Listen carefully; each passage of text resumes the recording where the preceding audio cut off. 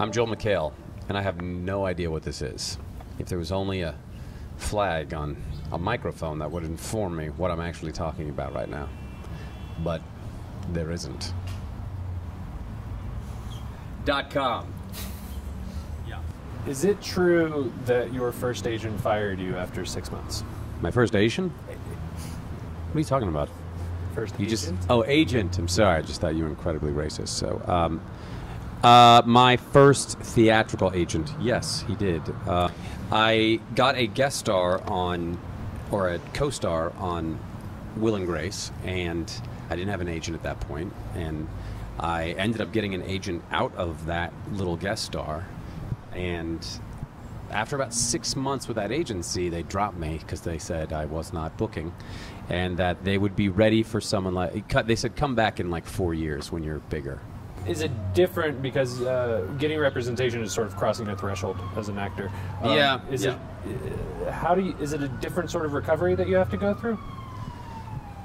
No, I guess it's similar in the kind of like, well, didn't get that one. And I mean, yes, I guess it was not a vote of confidence when it first happened, but then there's that side of you that has to be resilient. Because I had a commercial agent and I was booking commercials, so I just kind of thought, well, I guess I'll just book commercials for the rest of my, like this will be what I do. I'll just be the best commercial actor that I can be, because this is how I'm making money, and I can do a play here and there, and then eventually I'll move back to Seattle and do weather and traffic on a radio station, which would have been, but I had to know that I had tried.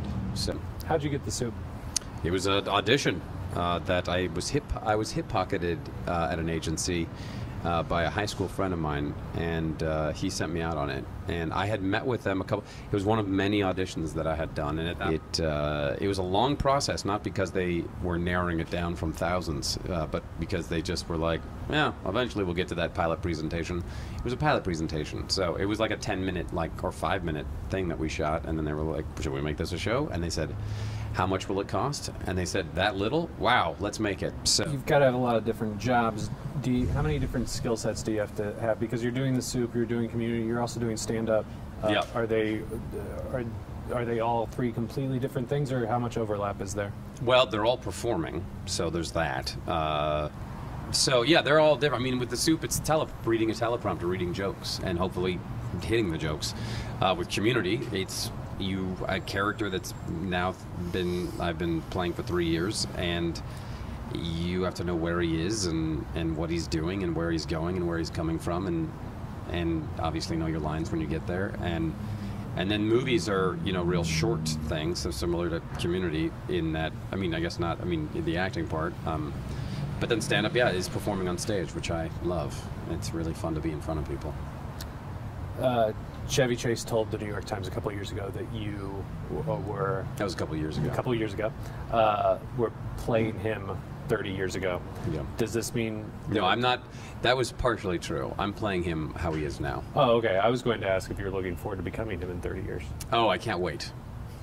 Though I will have to get I have to get a lot more cargo pants and like safari jackets. He wears a lot of stuff that you would wear in the Sudan or in the Kenya, but that's great. He's ready for anything. He looks like a photographer. Chevy.